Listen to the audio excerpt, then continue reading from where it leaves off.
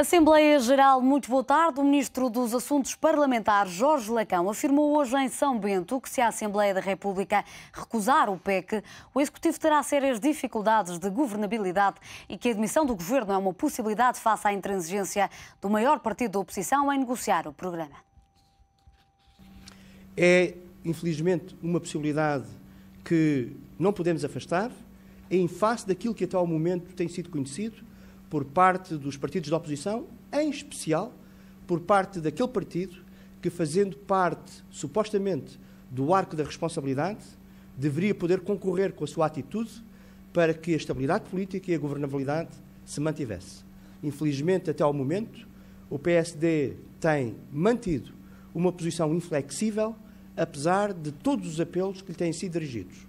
Esta posição inflexível, nós não a compreendemos. Que se a Assembleia da República recusar o programa de estabilidade e crescimento, está criada uma séria dificuldade de governabilidade ao país e o Sr. Primeiro-Ministro já teve a ocasião de explicar que, nessa circunstância, não tem condições para exercer, digamos, as suas responsabilidades, nomeadamente no que diz respeito às condições que permitam a Portugal assumir os compromissos internacionais indispensáveis para garantir a defesa do interesse nacional. Pedro Passos Coelho reafirmou esta manhã que o PSD não vai dialogar nem viabilizar o PEC 4 na reunião de preparação do Conselho Europeu com o Primeiro-Ministro. O líder social-democrata anunciou ainda que só depois de conhecer o documento decide se apresenta uma resolução sobre o Programa de Estabilidade e Crescimento no Parlamento.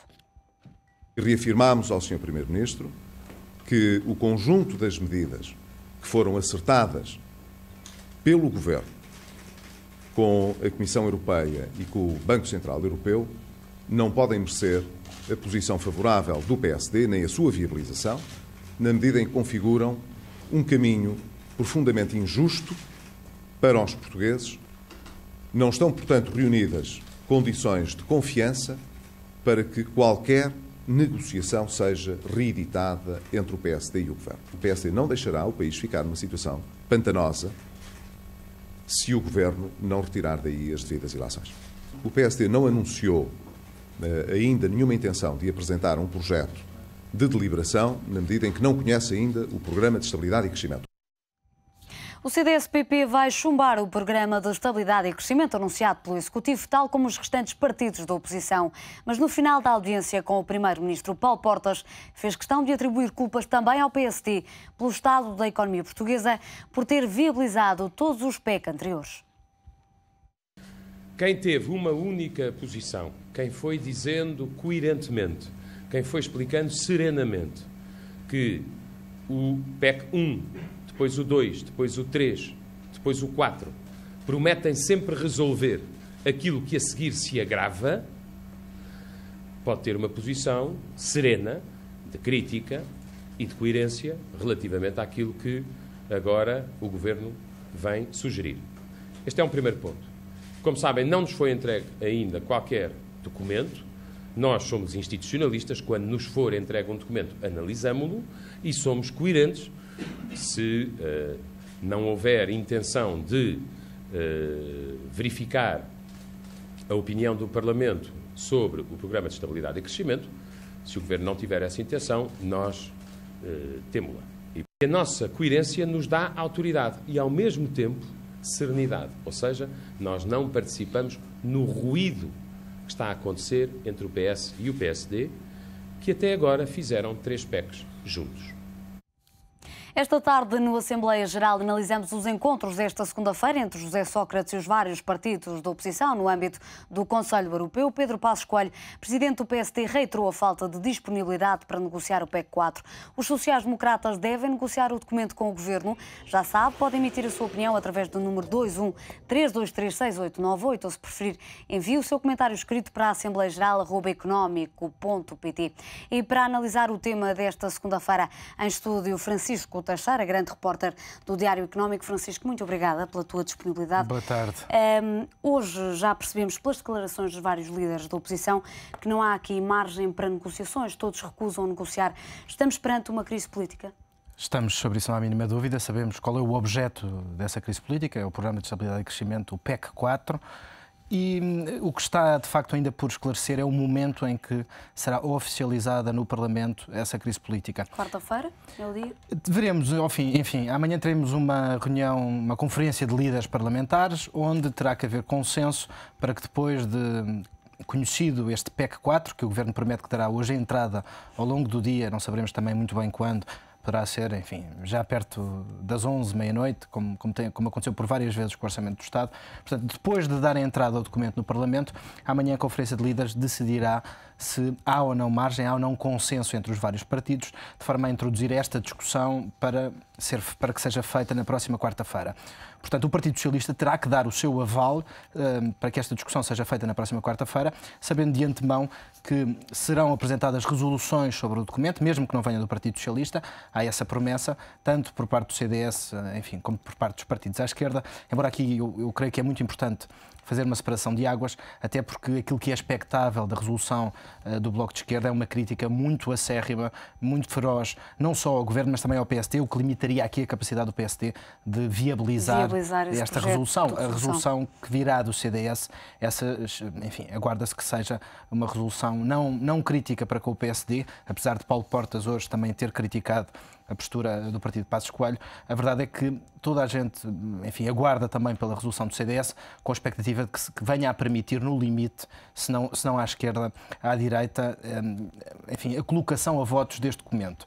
Havendo consenso amanhã, que é preciso que se confirme, e havendo discussão na próxima quarta-feira do Programa de Estabilidade e Crescimento, para ver se então a confirmação de uma crise política, perante, enfim, a não aprovação desta resolução, aí é natural que, no mesmo dia em que José Sócrates, é bom recordar também, José Sócrates na próxima quarta-feira deverá encontrar-se com o Presidente da República. Normalmente as reuniões são à quinta-feira, sendo que esta quinta-feira existe uma cimeira. Há Conselho Europeu, portanto é natural que a reunião com o Presidente da República decorra amanhã. Portanto, confirmando todos estes dados, é expectável que sim, que a crise política se confirme na próxima quarta-feira e que no encontro que José Sócrates terá com o Presidente da República vá disso dar conta ao chefe de Estado, sendo certo que, tanto na entrevista que deu José Sócrates à SIC Notícias na última semana, como hoje pelas declarações de Jorge Lacão, a expectativa que existe é que o Governo apresente a sua demissão. Veremos também se isso acontecerá e o que dirá Cavaco Silva, sendo certo que um governo de gestão, neste momento, complicaria substancialmente, até do ponto de vista objetivo. Como disse Fernando Teixeira dos Santos, de facto, uma crise política neste momento é empurrar Portugal para um pedido de ajuda externa. É empurrar, porque de certa forma, enfim, um governo em gestão ficaria substancialmente limitado nas suas capacidades executivas. É verdade que pode colocar dívida nos mercados, mas, por exemplo, um pedido de ajuda internacional não poderia ser formalizado por este governo de gestão. Portanto, existem também aqui muitos dados abertos, enfim, entre eles, o que fará Cavaco Silva. Cavaco Silva pode dissolver o Parlamento. Pode vir a ter um papel preponderante na resolução desta crise política? Terá, certamente. Poderá, porque até agora enfim, não deu sinais de que... Nós aqui estamos muito a jogar ainda com muitos dados em aberto, embora nos pareça absolutamente inequívoco de que vai-se confirmar a ruptura, não é? Resta saber quando. A confirmar-se a ruptura na próxima quarta-feira, o Presidente da República poderá ele dissolver a Assembleia da República sem demitir o Governo. Jorge Sampaio fê-lo no final de novembro de 2004, e só 24 horas depois é que o próprio Santana Lopes, então Primeiro-Ministro, se demitiu, apresentou a sua demissão. Portanto, o Presidente da República pode tentar que a solução da resolução desta crise política passe por uma dissolução da Assembleia da República, perante, enfim, um impasse irresolúvel no Parlamento e a manutenção do Governo em funções, sendo certo que aí José Sócrates naturalmente tudo indica que apresentará a sua demissão, até porque deixa de contar com o atual desenho do Parlamento para poder apoiar as decisões que sejam tomadas, sendo certo que isto tudo já decorre num contexto de pré-campanha eleitoral, já percebemos, tanto por parte dos partidos da oposição como, de certa forma, por parte do Governo. O próprio PS o Governo não estará de todo interessado em negociar este documento? Eu creio que se está genuinamente interessado, e os discursos todos apontam nesse sentido, total abertura para negociar. A verdade é que a forma como tudo isto foi conduzido foi absolutamente desastrosa. É bom recordar as declarações ainda hoje de Juncker, do Presidente do Eurogrupo, que vem dizer aquilo que a oposição tem dito ao Governo nos últimos dias. Isto é, que não existe margem para o Governo negociar as medidas que já validou em Bruxelas. Isto é, Juncker é muito claro, houve um compromisso feito em relação a estas medidas e não existe muita margem para o Governo querer negociar todas estas medidas, que vai um pouco contra aquela que tem sido, enfim, aquele que tem sido o argumentário do próprio Governo, seja o Primeiro-Ministro, o Ministro das Finanças, o Ministro dos Assuntos Parlamentares. Enfim, temos assistido a esta passarela de ministros, de dirigentes do Partido Socialista a defender uma coisa que o próprio Presidente do Eurogrupo hoje acaba por dizer que não é bem assim. Francisco, vamos ouvir então a opinião de um telespectador a propósito deste tema. A questão de hoje é se o PSD deve ou não mostrar abertura para negociar o PEC 4. Faço-lhe então esta pergunta, Alcides.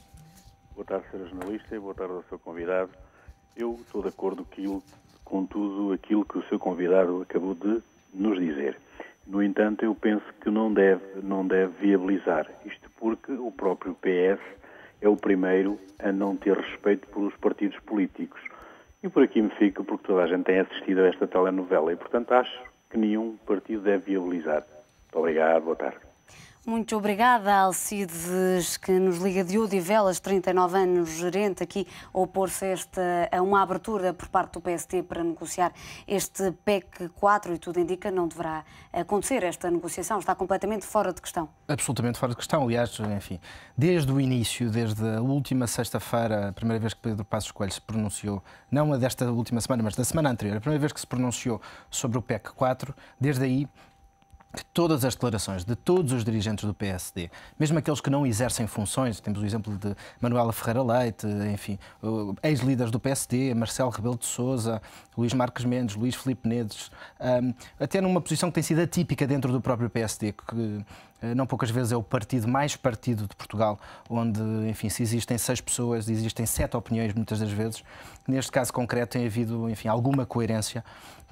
Todas as declarações de dirigentes e não dirigentes do PST têm apontado, enfim, para as eleições como a resolução, a clarificação política de que o país carece. Resta saber como e em que circunstâncias. Existem, de facto, ainda muitos dados em aberto, sendo certo que a posição do Governo tem sido fragilizada de dia para dia.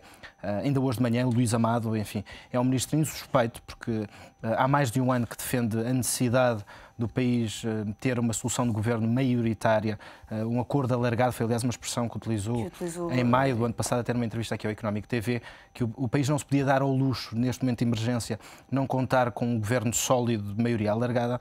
Ainda hoje de manhã dizia, enfim, eu creio que quase num estado de alma, que nós estamos sempre a lançar dados sobre a economia, dados para cima da mesa, um pouco a brincar com o nosso futuro, sendo certo que no Parlamento tem faltado em união aquilo que temos tido, enfim, não poucas vezes em contestação, em confronto. E admitiu também o cenário de eleições antecipadas, disse que era altamente provável. E acabou por assumir, enfim, há minutos antes mesmo de nós entrarmos aqui em estúdio, acabou por, numa frase, assumir aquilo que o Governo não tem tido a capacidade de assumir, é que parte da nossa soberania económica já não depende apenas do Governo e que tem que haver uma concertação quase direta ao minuto, uma ligação direta entre as decisões que são tomadas em São Bento e aquelas que nos são impostas pela União Europeia. Luís Amado acaba por, de certa forma, numa frase, confirmar aquilo que José Sócrates não tem dito, nem o Ministro das Finanças. Portanto, tem havido uma certa diabolização, não só dos mecanismos de ajuda, enfim, a inclusão do Fundo Monetário Internacional junto do Fundo Europeu para, em caso de necessidade de Portugal poder ser financeiramente resgatado, houve essa diabolização.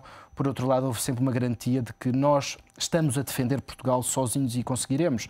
É também este o mote que José Sócrates levará ao próximo Congresso do Partido Socialista. Ora, esta frase de Luís Amado prova precisamente que defender Portugal já não depende apenas do Governo.